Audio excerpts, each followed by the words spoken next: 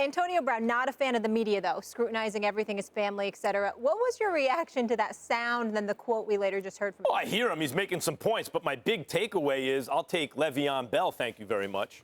And I think Le'Veon Bell is not only more important to the team offensively, but I think he's still playing for a contract. He's going to have a chip on his shoulder.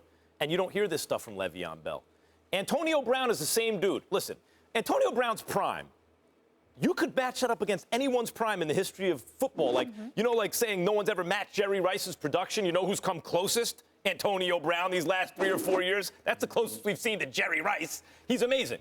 But he's also the dude who, while coach, Tomlin is there saying, be careful with social media. He is putting it in real time on social media. Didn't he do a Facebook Live? Facebook Live. One of the reasons I thought Odell Beckham Jr. had a problem holding on to the ball in the playoffs. I think Odell Beckham really does care. He cares about his teammates. He cares what people think. He does. He cares. I don't think Antonio Brown does. I think that makes him effective. Well, clearly he cares what people think. I think that what I'm talking about, I think it makes him effective under pressure because he's not feeling it the same way other people are. But he gives the impression that he is thinking largely about himself. Le'Veon Bell does what you need him to do. He does it at the elite most possible level. He'll catch passes. He'll do whatever. He'll run. He'll do what you need him to do. And even though he's playing without a contract, I just get the feeling like he's also, in addition to that, a little more team-oriented. More we, less me. I'll take Le'Veon Bell. There's part of what Antonio Brown said I understand, and then I disagree with also. I mean, so I've been on both sides now. Okay? I've been that player right there in that locker room who feels like you're a bit overwhelmed at times with all of the pressure, and even there's more with Facebook and Instagram and Twitter and all of that stuff. You get it from fans, you get it from media, and then the media writes something, and then your fans comment to you or anything like that. He's got it coming from all directions. Does it get overwhelming at times? Sure. It's part of the job.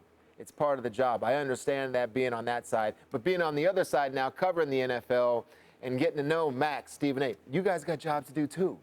They have jobs to do. The media has jobs to do. The beat writers have jobs to do in terms of asking questions when you don't show up for voluntary mini camp. So you've got to understand that. I think right here, this moment of him in front of his locker is just him being overwhelmed at that moment because you all feel the pressure once in a while. And I think he was feeling it right there. His kids being in Florida, him being separated. All of a sudden you start thinking about the season's coming up. My off season's coming to an end. Everybody's on my back. He just got overwhelmed. But I think you may taking it a little bit too far in terms of Antonio Brown thinking this is all about him and all that. Does he get that way at times? Yes, absolutely. But right here, I mean, I can't put this on him. Everyone feels this way at times.